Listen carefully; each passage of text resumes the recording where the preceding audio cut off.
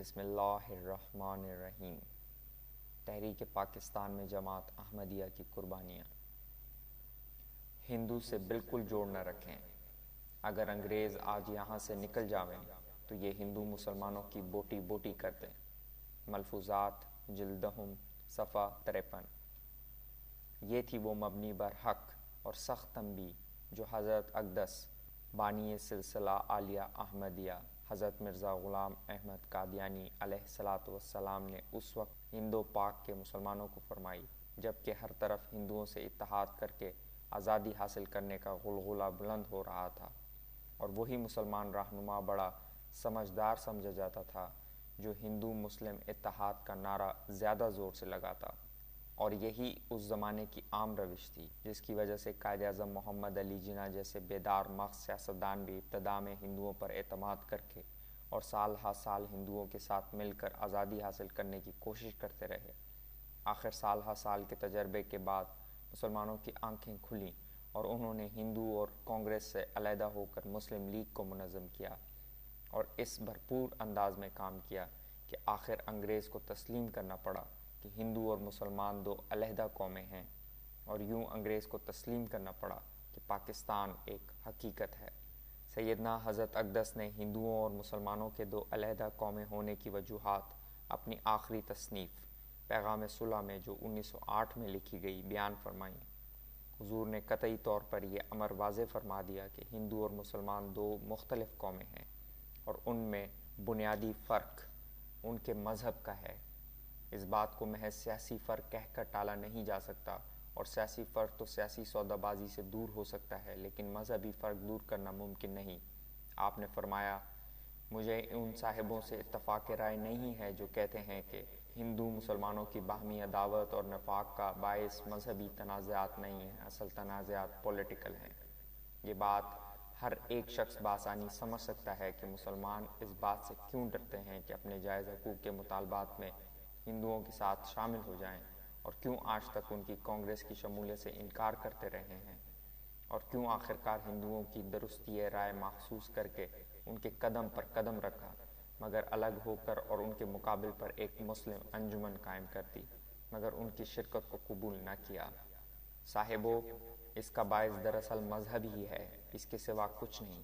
اگر آج وہی ہندو کلمہ طیبہ لا الہ الا اللہ محمد الرسول اللہ پڑھ کر مسلمانوں سے عقل بغل گیر ہو جائیں، یا مسلمان ہی ہندو بن کر اگنی دائیو وغیرہ کی پرستش وید کے حکم کے موافق شروع کر دیں اور اسلام کو الوداع کہہ دیں، تو جن تنازعات کا نام اب پولیٹیکل رکھتے ہیں وہ ایک دم میں ایسے معدوم ہو جائیں گے کہ گویا کبھی نہ تھے۔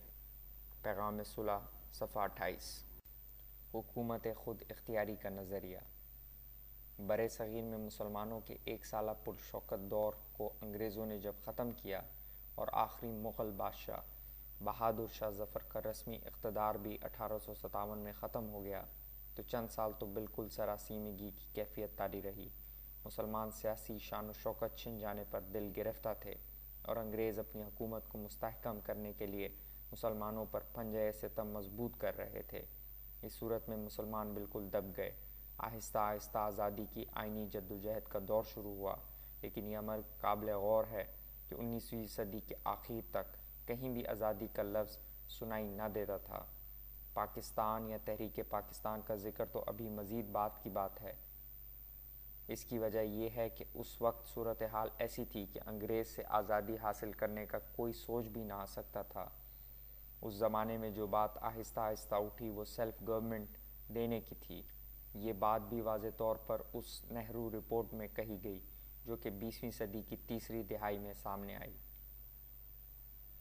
اس صورتحال میں یہ امر حیران کن ہے کہ ملکہ برطانیہ وکٹوریہ کے سامنے سب سے پہلے ہندوستانیوں کو سیلف گورنمنٹ کا حق دینے کا تصور اور سب سے پہلا مطالبہ کسی نامی گرامی سیاسی لیڈر نے نہیں کیا، بلکہ ایک خدا رسیدہ شخص نے اپنی مومنانہ فراست اور بصیرت سے یہ تصور پیش کیا۔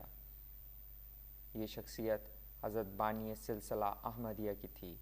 آپ نے اپنی کتاب آئینہ کمالات اسلام میں جو کہ 1893 میں چھپی لکھا ہے، اے کیسرا، میں آپ کو ایک نصیحت کرتا ہوں کہ مسلمانوں کو آپ کی مملکت میں ایک خصوصیت حاصل ہے، اس لیے آپ کو چاہیے کہ مسلمانوں پر خاص نظر عنایت رکھیں اور ان کی آنکھوں کو ٹھنڈک پہنچائیں اور ان کی تالیف قلب کریں اور اپنے اکثر مقرب اور وزراء انہی میں سے بنائیں۔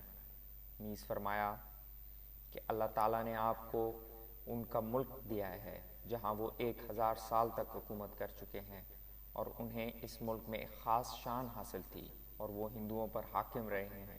بس آپ کے لیے بھی مناسب ہے کہ آپ ان سے عزت کا معاملہ کریں اور بڑے بڑے مناصب اور عہدے ان کے سپرد کریں۔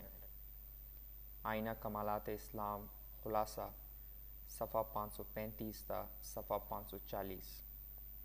اس طرح سے تحریک پاکستان کا بنیادی خیال یعنی ہندوؤں اور مسلمانوں کا دو علیحدہ علیحدہ ملتیں ہونا، اور پھر تحریک پاکستان عملاً شروع ہونے کا ابتدائی مرحلہ یعنی سیلف گورنمنٹ یا حکومت خود اختیاری کا طریق، ہر دو نظریات کا ابتدائی بیان ہمیں حضرت اقدس کے ملفوظات و کتب میں مل جاتا ہے۔